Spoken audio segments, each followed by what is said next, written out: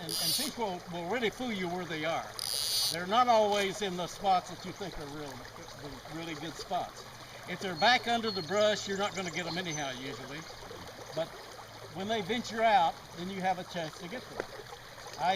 I'm always looking for big fish of my acquaintance where I know where they are, and I always hope that I am lucky enough to be there at the right time when they decide to come out and take a few nymphs. And so I don't catch a lot of big fish, but every so often I do catch them out of their lair in the middle of the day, even or the early afternoon. I don't fish at night, and that way I can have a chance to get one. But the way I fish this is to start out in the middle of the river if it's good on both sides, and I'll do what we call a steeple cast or a parachute cast.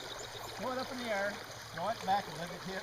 That way it will float further down the stream. I'll let it a little more line.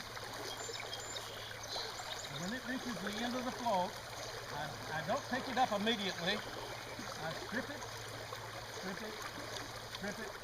and if there's a fish there, he'll take it. Now, some days, as a matter of fact, last week for me, the only way they would take this is not on the float down. If it had been on the float down, I would have watched my strike indicator, the bobber, and if it went under, I'd react to it by jerking on my line and putting it on my finger. Okay? And most of the time, if it hits a rock or something, it might pull it under. But I usually can tell the difference between when a fish is taking it and when it's hit a rock. So usually if I see that, I can give one little pull across my finger, and I've hooked it. You don't want to rear back on them. You don't want to pull them to the side. Just a little hook. That's all it takes. Lifting the rod tip is all you need. And you'll hook them very firmly, usually in the lip. This, however, last week they were taking the my same outfit that I have on now, little green caddis larva with a bead head, and I got no fish at all floating it down. But when it got to the end of the float, if I kind of moved it around in the water, back and forth 2 or 3 times, the fish would nail it. In half mile last Wednesday, not this past Wednesday before last, in a half mile in 2 hours I got 28 fish. And that's pretty spectacular for me. I do have the 40 fish days, but that's pretty odd. There's got to be a really good hatch on to do that. So you saw no activity on top. They weren't rising for anything. There wasn't any bugs hitting the water.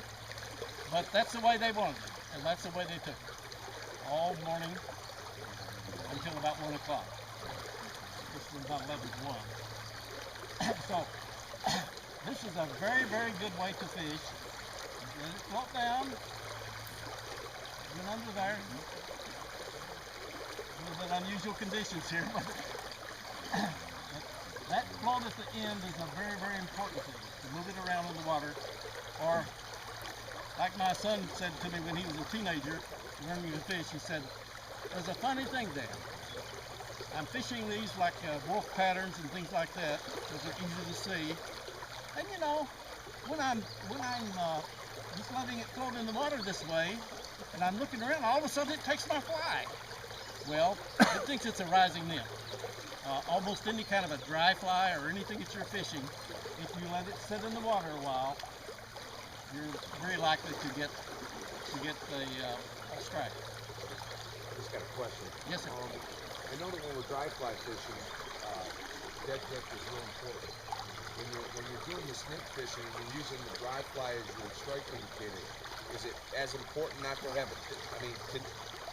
Indeed it is. This is important. You want to get a completely drag-free float until you get to the end, and then you treat it like a wet fly or like a rising nymph. So, getting back to how to fish an area, I try to put my fly into about 2-foot intervals in good water all the way across. Now if there's a spot that I don't think it, maybe I'll take 4 feet. So it takes me a while. I got to start and fish here, and I got to fish over here, and let it float by. In spite of the fact that I'm still hanging up on stuff. So this is a great way to fish. There's other kinds of indicators you can use. You can buy them in the stores. But remember the rule: 1.5 times the depth of water. Preferably fluorocarbon tippet, because it's invisible in the water. The fish don't see it at all. Okay. Any questions about this type of fishing? Yes. Yes, sir. The fly, because it's foam, you're gonna be able to continue to use that for a long period of time? Oh, yeah, sure, absolutely. I recycle all of them, and No, I mean just it's not gonna start to sink like a normal it dry will. fly Yes, will? It will. I've got floating on it now. Okay. And after an hour or so, it'll be sinking too much, and I'll bring it out. But and you get I'll you get a whole hour and out put of more it. floating on it. Okay. But usually I can use one pretty much all day. How do you decide what tippet size to use? How do you decide what tippet size? Okay, you're going to get a course in that this afternoon.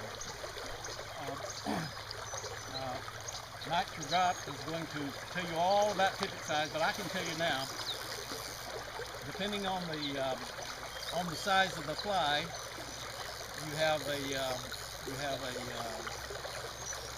is a multiple of 3, isn't it? We take a size 14 fly and divide it by 3. That's pretty much 5 eggs. Okay, close enough to 5 eggs. The closest you come to it. If you're fishing with an 18, that's a 6 weight tippet that you use. Now, you can get by sometimes, particularly if you're fishing for big fish, with say 5X tippet on several different sizes. Typically what I do is I start off with a 4X leader, 9 feet long, which you guys all got in your packets this time, at my insistence. And on that I tie a 20-inch piece of 5X tippet, and that's my go-to, or my standard for starting out. Usually I'm fishing these size 14, 16 nymphs, and on the dropper that I put on that, I generally will put fluorocarbon in either 5X or 6X. Now, if it is a smaller beadhead nymph, I'll use 6X. And if it's a standard or pretty much a size 14 or thereabouts, actually these are mostly size 12 scud hooks, which are very short. It's very, very effective for hooking fish and working fish. But you're going to get a lecture on that is more than you want to know about tippet size this afternoon. Okay. So when you're fishing the beadhead nymphs, you're using the same sort of guide as you would for dry flies in terms of tippet selection and Yes. size. Yes. Yes, indeed. Like I said, with the one that I use most of the time, 5X is usually what I'm using, or 6X, depending on the size. Okay, now the next kind of nymph fishing is kind of really a very, very good way to do it. You can use all kinds and sizes of nymphs. I'm going to show you some. Let me find my right box here. Start 5 minutes. I want to show you my box of regular nymphs, stonefly nymphs, and generally what I call bigger nymphs. The nymph I have on today, since this is apropos to the time, is an Issanikia nymph. This is about a size 12, I believe. It's got a bead head on it. It has a green body. It has a hackle that goes around it. Uh,